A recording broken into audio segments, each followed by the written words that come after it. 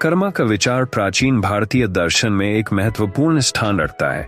यह जीवन और मृत्यु और जीवन के विभिन्न पहलुओं से गहरे तौर पर जुड़ा हुआ है। कर्मा को सरल शब्दों में समझा जाए तो यह एक सिद्धांत है जो यह कहता है कि हमारे हर कार्य का एक परिणाम होता है और वह परिणाम किसी न किसी रूप में हमें वापस मिलता है। यह सिद्धांत हमें सिखाता है कि हमें अपने कर्मों के प्रति सतर्क और जागरूक रहना चाहिए, क्योंकि कर्म का हिसाब हमेशा लिया जाता है। यह कहानी हमें कर्मा की इसी गहरी सच्चाई को समझाने की कोशिश करेगी। दोस्तों, इस कहानी से आपको बहुत कुछ सीखने को मिलेगा, इसलिए आपको हाथ जोड़कर निवेदन है कि कृपया कहानी के अंत तक हमारे साथ बने रहें। कहानी एक छोटे गांव की है जहां का हर व्यक्ति कर्मा के सिद्धांत में अटूट विश्वास रखता था। गांव के बीचों बीच एक बड़ा और पुराना बरगद का पेड़ था जिसके नीचे अक्सर गांव के लोग बैठते थे। उसी गांव में एक व्यक्ति था जिसका नाम रघु था। रघु अपनी चालाकी और स्वार्थी प्रवृत्ति के लिए जाना जाता था। वह अपने काम के लिए दूसरों को धोखा देने से भी पीछे नहीं हटता था। वह दूसरों का नुकसान करके अपना फायदा उठाने में माहिर था। रघु को यह लगता था कि वह बहुत चालाक है और उसके कर्मों का कोई हिसाब नहीं होगा। वह हमेशा यही सोचता कि संसार में कोई उसका कुछ बिगाड़ नहीं सकता।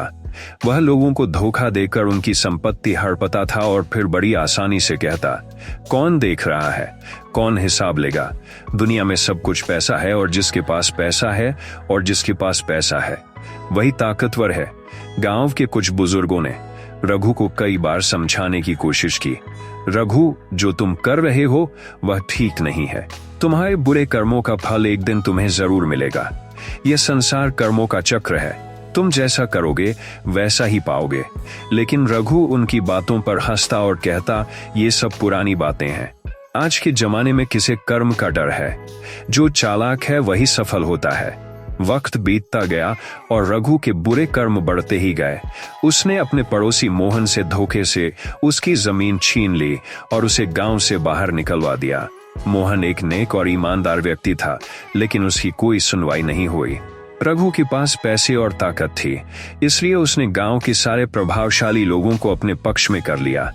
मोहन ने गांव छोड़ते समय रघु से कहा, तुमने मेरे साथ जो किया उसका परिणाम तुम एक दिन जरूर देखोगे।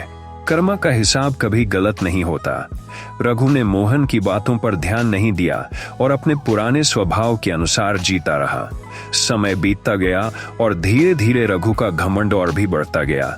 उसे अपने ऊपर बहुत विश्वास हो गया था कि कोई उसका कुछ बिगाड़ नहीं सकता। लेकिन एक दिन ऐसा आया जब रघु के जीवन में अचानक एक बड़ा बदलाव आया।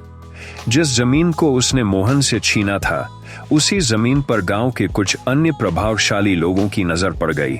उन्होंने रघु से उस जमीन को हथियाने की योजना बनाई। रघु को पता भी नहीं चला और धोखे से उसके दस्तावेज बदल दिए गए। अब वह जमीन उसकी नहीं रही। रघु के लिए यह एक बहुत बड़ा झटका था। उसके पास कोई सबूत नहीं था कि वह जमीन उसकी थी, क्योंकि उसने खुद ही दूसरों को धोखा देकर वह जमीन हासिल की थी। धीरे धीरे उसका सारा पैसा खत्म हो गया। जिन लोगों को उसने कभी धोखा दिया था वे सब अब उसका साथ छोड़ चुके थे। अब वह अकेला था और कोई उसकी मदद करने के लिए तैयार नहीं था। रघु ने गांव के बुजुर्गों से मदद मांगनी चाहिए, लेकिन उन्होंने कहा, रघु, तुमने जीवन भर बुरे कर्म किए, तुमने दूसरों को धोखा दिया, उनके अधिकार छीने। अब तुम्हें अपने कर्मों का फल मिल रहा है। यह कर्म का चक्र है। रघु को अब समझ में आ गया था कि उसने अपने जीवन में कितनी गलतियां की हैं।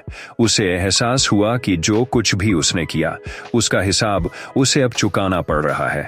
उसने गांव के मंदिर में जाकर भगवान से माफी मांगी और अपने बुरे कर्मों के लिए पछतावा किया। लेकिन कर्म का सिद्धांत सिर्फ पछतावे से नहीं बदलता, उसे अपने कर्मों का परिणाम भुगतना ही था। रघु की हालत दिन ब दिन खराब होती गई। वह बीमार रहने लगा और उसके पास इलाज के लिए पैसे भी नहीं बचे थे। उसके अपने परिवार वालों ने भी उसका साथ छोड़ दिया, क्योंकि उसने जीवन भर सिर्फ अपने स्वार्थ की ही परवाह की थी। एक दिन गांव के उसी पुराने बरगद के पेड़ के नीचे बैठकर रघु ने अपनी पूरी जिंदगी पर विचार किया। उसे अब समझ में आ चुका था कि कर्मा सब देखता है। वह चुपचाप सब कुछ नोट करता है और सही समय पर अपना हिसाब लेता है। उसी समय मोहन, जो अब एक दूसरे गांव में बस चुका था, गांव में वापस आया। उसने देखा कि रघु अब एकदम अकेला और असहाय हो चुका है। मोहन ने उसे देखा और बिना कुछ कहे उसके पास चला आया। रघु ने मोहन को देखा और उसकी आंखों में आंसू आ गए। मोहन, मैं गलत था, मैंने तुम्हारे साथ बहुत बुरा किया, लेकिन अब मुझे समझ में आ गया है कि कर्मा सब देखता है, मुझे माफ कर दो। मोहन ने उसे दिलासा दिया और कहा, कर्मा का हिसाब तो सबको देना पड़ता है रघु, लेकिन अगर तुमने सच में अपने कर्मों के लिए पछतावा किया है और अब सही रास्ते पर चलना चाहते हो तो भगवान भी तुम्हारी मदद करेंगे। मोहन ने रघु की मदद की, उसे अपने साथ अपने गांव ले गया और उसकी देखभाल की।